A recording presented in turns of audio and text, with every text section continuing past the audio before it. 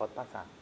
Fala, galerinha! Muito bom dia para você que está aí assistindo nossa aula do 8º ano. É a primeira aula do dia, tá? Então já vai se organizando aí, já vai pegando o teu material para a gente estudar. Antes de entrarmos ao vivo, o Billy já estava me dando uma aula aqui de matemática. Isso é muito bacana, viu, Billy? Show de bola!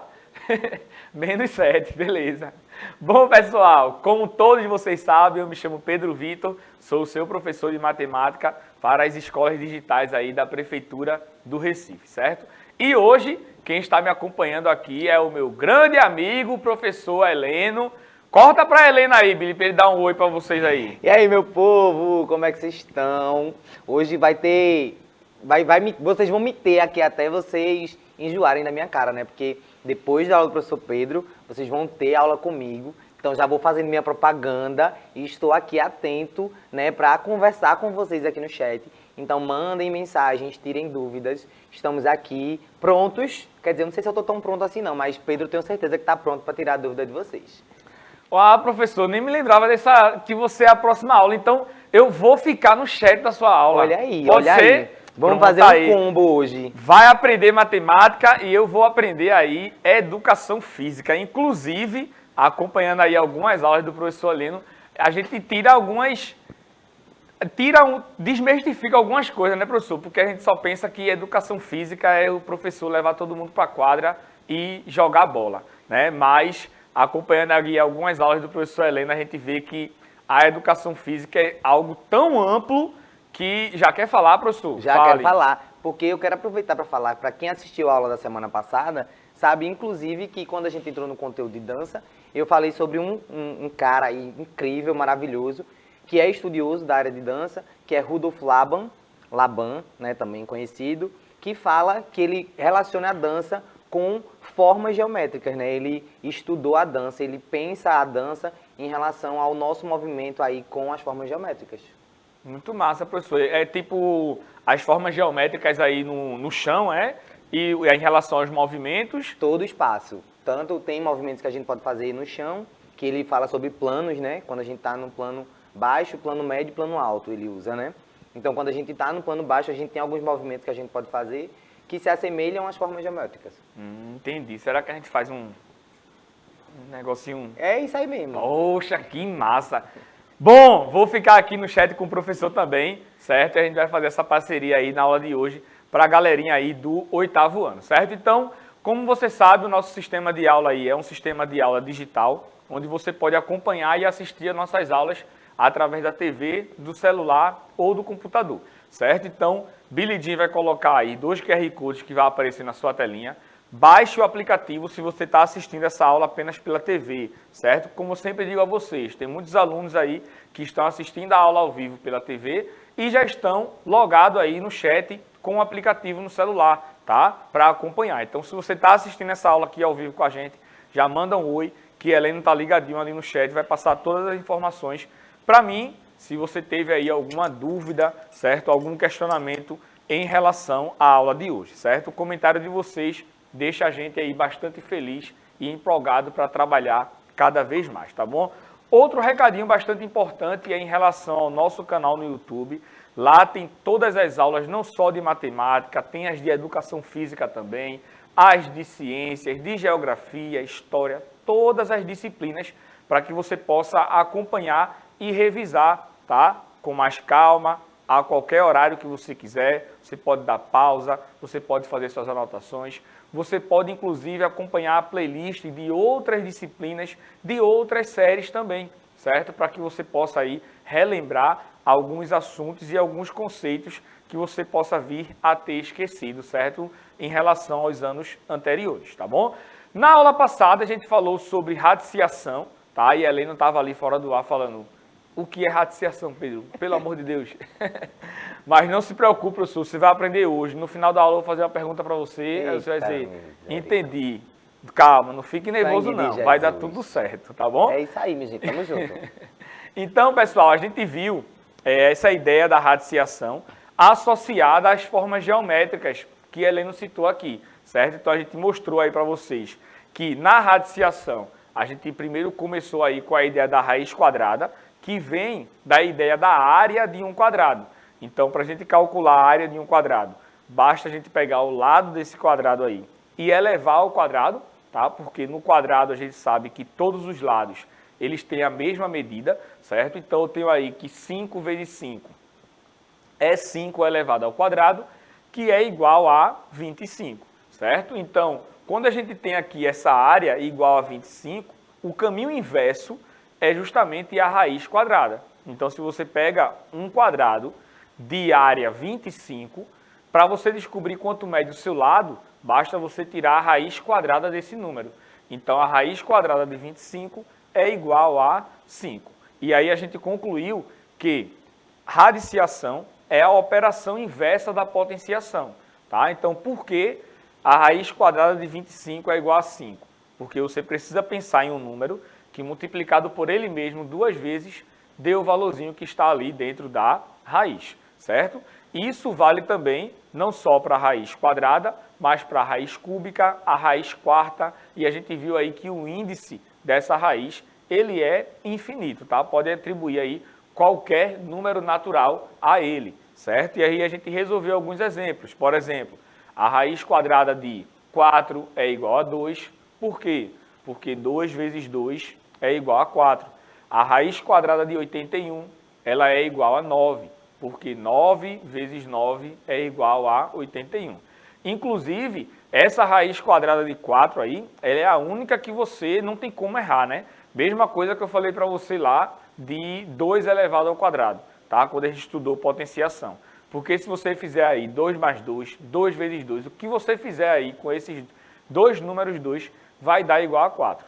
Mas não se confunda, tá? Quando a gente pega, por exemplo, aí a raiz quadrada de 9, muitos alunos já começam a se confundir em relação a essa definição, tá? A raiz quadrada de 16, é 8, porque 2 vezes 8 é 16. Não pense dessa forma, tá? Você tem que procurar um número que elevado ao quadrado vai dar igual a 16. Então, a raiz quadrada de 16 é igual a 4, pois 4 vezes 4 é igual a 16, tá? Tem que ser aí o produto de números iguais.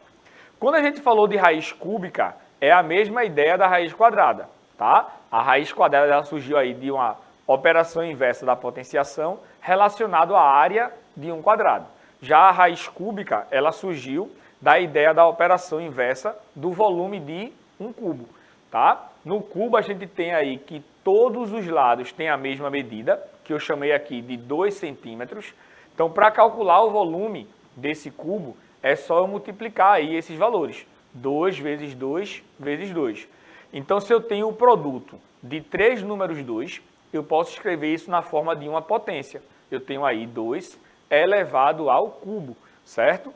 E, novamente, alertando vocês aí, não se esqueça, 2 elevado ao cubo é o produto desses 3 números 2, e não 2 vezes 3, certo? E a gente tem aí ó, que o volume desse cubo é 8 metros cúbicos. Então, se eu fizer o caminho inverso, se eu mostrar para você aí um cubo de volume igual a 8 e quiser saber aí quanto mede o seu lado, basta você tirar a raiz cúbica de 8, que vai ser igual a 2, certo? E aí a gente chegou em relação à definição, tá, dessas raízes. A gente chegou à definição das raízes, claro, partindo da ideia aí da raiz quadrada e da raiz cúbica. E como eu falei para você na aula passada, esses índices dessas raízes, eles podem ser o que? Infinitos, tá bom? Então eu tenho aqui, ó, a estrutura genérica de uma radiciação, tá? Eu tenho aí letras que vão ser trocadas por números, então essas letras aí, elas indicam números, tá? Que você vai encontrar através da operação inversa em relação à potenciação. Então eu tenho aí, ó, que essa letrinha A que está dentro da raiz aí, ela é chamada de radicando. Tenho que o valorzinho de N que está ali fora da raiz é chamado de índice. E tenho que esse valorzinho de B é chamado de resultado ou de raiz, tá? Note o seguinte, que quando você encontra nenhum número aparentemente nessa raiz, nesse índice, tá? Esse número ele é igual a 2. Pode notar que a gente escreveu lá, raiz quadrada de 4. Aqui ó, não tinha nenhum número. Quando não tem nenhum número, é porque lá tem um 2 embutido, escondido, certo? Da mesma forma que quando eu escrevo o número 5, tá? Em cima desse número 5 aí na potência tem o número 1. Embaixo do número 5, nessa questão aí da divisão, também tem o número 1, certo? Então, na raiz quadrada, quando não aparece nenhum número ali, é porque é igual a 2. Belezinha? E aí, ó, a gente viu que esse símbolo aí ele é chamado de radical, e agora eu posso encontrar radicais com vários índices diferentes, certo? E aí eu coloquei aí, ó, raiz cúbica de 125. Isso aí vai ser igual a 5. Por quê? Porque 5 vezes 5 vezes 5 é igual a 125. A raiz quarta de 16, ela é igual a 2. Por quê? Porque 2 vezes 2 vezes 2, 4 vezes, vai dar igual a 16, certo? Então, sempre atente aí para essas relações em relação ao valor aí do índice da raiz, que é em relação à resposta da quantidade de números que deve aparecer, certo? E aí eu mostrei também a questão da leitura dessas raízes, tá? Então, como é que você faz a leitura dessas raízes? Da mesma forma que você faz a leitura das potências, tá? Então, quando eu digo lá que tem 4 elevado ao quadrado, é porque o expoente é 2. Quando eu digo aqui raiz quadrada, é porque o índice é 2. Se eu tenho 7 elevado ao cubo, tá? Porque o expoente é 3. Se eu digo aqui a raiz cúbica, é porque o índice é 3. E do 4 em diante, a gente vai falar lá, ó, quarto, quinto, sexto e assim por diante, certo? Na aula passada, eu falei para vocês em relação a essa questão aqui, ó, de por que não existe a raiz quadrada de um número negativo, tá? E coloquei esse exemplinho aí, ó, raiz quadrada de menos 9. Como é que eu resolvo a raiz quadrada de um número? Eu preciso pensar em um número que multiplicado por ele mesmo, né, ou seja, 2 vezes, vai dar o valor que está no radicando ali dentro da raiz. Então, se eu escolho, por exemplo, 3 e multiplico aí 3 vezes 3, dá igual a quanto? A 9. Então, eu tenho aqui que a raiz quadrada de menos 9 não pode ser 3, porque se eu multiplico 3 por ele mesmo, vai dar o 9 positivo. Se eu pensar no número menos 3, eu vou ter, ó, menos 3 vezes menos 3, tá? Sinais iguais aí na multiplicação, o resultado é positivo. Então, menos com menos é mais. E 3 vezes 3 é igual a 9, certo? Então, eu tenho também aí um valor positivo. Então, pode notar que para o índice, certo? Para o índice dessa raiz aí, sendo um número par, tá? Então, não somente na raiz quadrada, mas em qualquer índice par, não vai existir a raiz quando o radicando ele é negativo, certo? Porque quando você for multiplicar esses números aí, ele vai sempre dar um valor positivo. E aí a gente volta para a ideia lá da potenciação, tá? Quando a gente tem uma potenciação em que a base é negativa e o expoente é par, o resultado ele sempre vai ser positivo. Claro, essa base aí estando entre parênteses, tá bom? Então, anote aí essa observação no seu caderno, tá? Nenhum radical, certo, de índice par vai existir quando o radicando ele for um número negativo. Claro, isso dentro do conjunto dos números reais, certo? Como é que eu indico, Pedro, essa questão da não existência de um valor? Você indica dessa forma aqui, ó. Você escreve um Ezinho ao contrário, tá? Com um tracinho. Então, esse símbolo aí, ó, significa que não existe uma solução real, certo? Deu para entender aí, professor, por que não existe a raiz quadrada de um número negativo? Deu sim. Inclusive, eu posso estar enganado, mas quando a gente usa esse Ezinho ao contrário de não existe, ele serve para outras ocasiões também, né? Não só quando o número é negativo. Serve para qualquer ocasião matemática aí que você encontre uma expressão, tá? Que não tenha nenhum resultado. Inclusive, professor, eu estava lendo aí, estudando durante essa semana, e eu li uma notícia bastante interessante de que na matemática até o ano de 1900 só existiam cerca de 900 livros, tá, escritos falando sobre toda a matemática. Hoje em dia, ou seja, se passaram aí um pouco mais de 100 anos, né, já a quantidade de livros aumentaram significativamente. Sair. Tá, quase. Quase que não sai. Certo? Porque a matemática, ela começa, ela é um organismo vivo, né? Eu sempre costumo dizer isso. E ela sempre vai evoluindo. E ainda existem questões na matemática aí que não apresentam solução, tá? Por isso que é utilizado esse símbolozinho aí do Ezinho. Mas, em relação a essa questão aqui, tá? Não existe a raiz quadrada, tá? De um número negativo aí, numa solução real, tá? Dentro do conjunto dos números reais. Mas, para solucionar esse problema aí, já surgiram outros conjuntos numéricos, tá? Como eu falei, tanto para vocês aí do 8º ano, quanto para a galerinha do 7º ano, tá? Se você quiser dar uma olhadinha nessa aula lá no YouTube, vai lá conferir que tá massa, explicando, professor, em relação a essa evolução aí dos conjuntos numéricos, né? Do conjunto dos números naturais, depois do conjunto dos números inteiros, do conjunto dos números racionais, o conjunto dos números irracionais e o conjunto dos números reais, certo? Que engloba todos esses conjuntos. Oh. E aí, essa questão a gente vai até o ensino fundamental. No ensino médio, surge um novo conjunto numérico, que é justamente para solucionar esse tipo de problema aí, professor, que é da raiz aí de índice par quando o radicando ele for negativo. E é porque, assim, eu estava pensando aqui, né? Você tem um número negativo aí. Para você encontrar o resultado, a gente multiplica aquele número por ele mesmo. Então, tipo assim, é como se eu tivesse 3 objetos, você tivesse 3 objetos, a gente multiplicasse esses objetos para dar um resultado.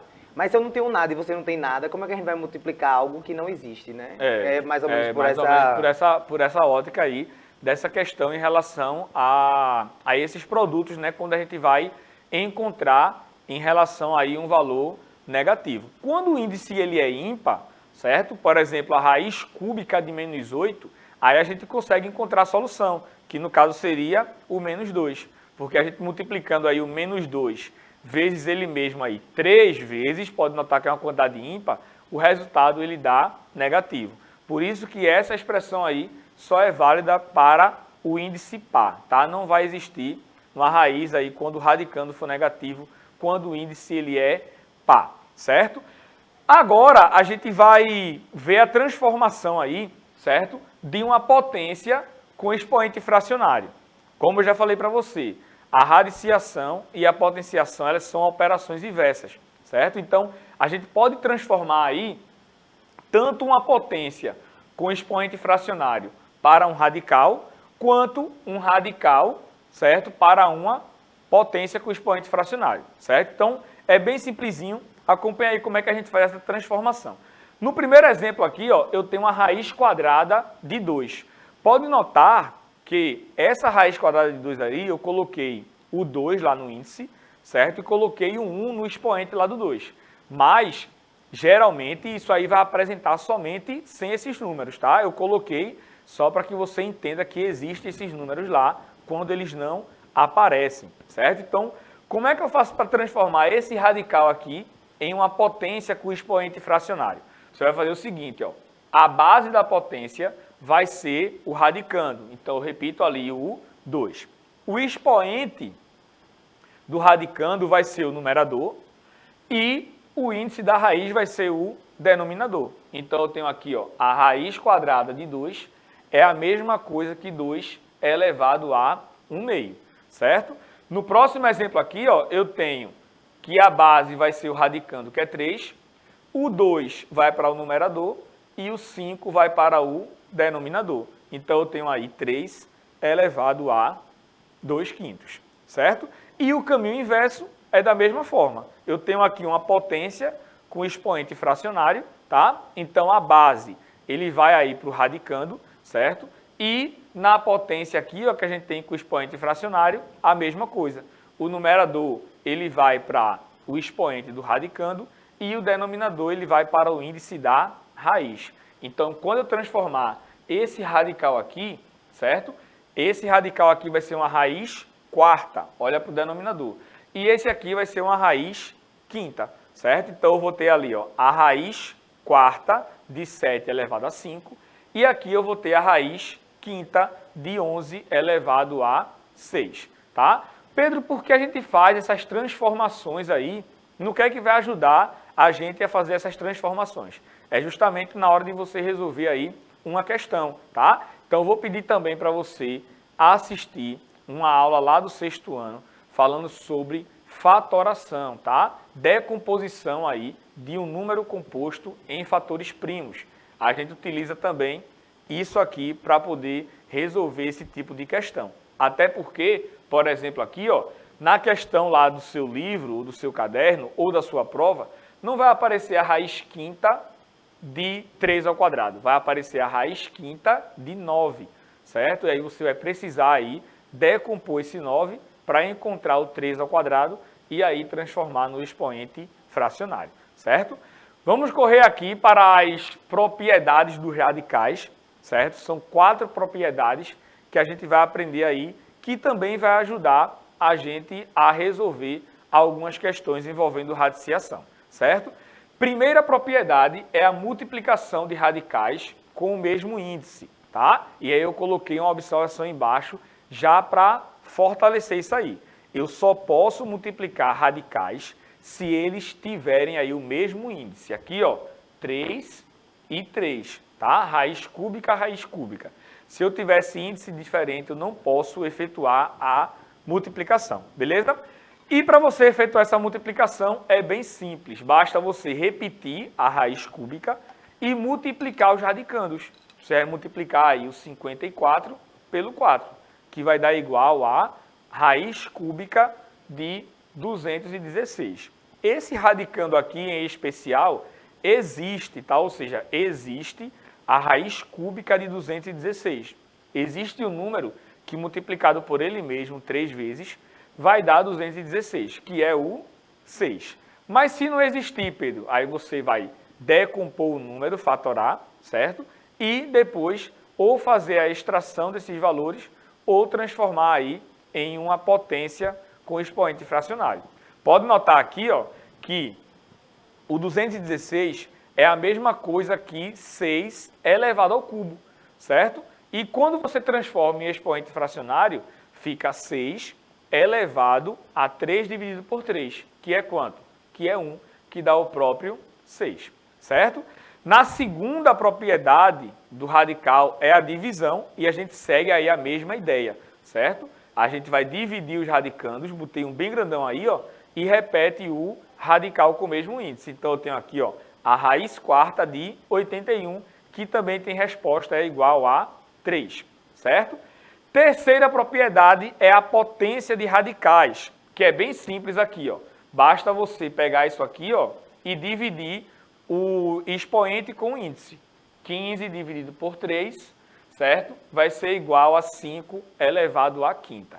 Se não der para dividir, também não tem problema algum, tá bom?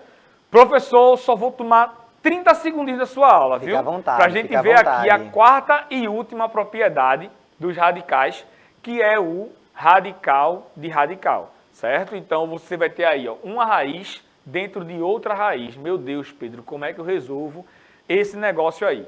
Basta você repetir a raiz, tá? Repete o radicando e multiplica os índices, tá? Eu tenho ali raiz quarta e raiz cúbica, tá? Então, eu vou ficar aí com raiz de 4 vezes 3, tá? Então, eu tenho aqui, ó, raiz com índice 12 de 5, certo?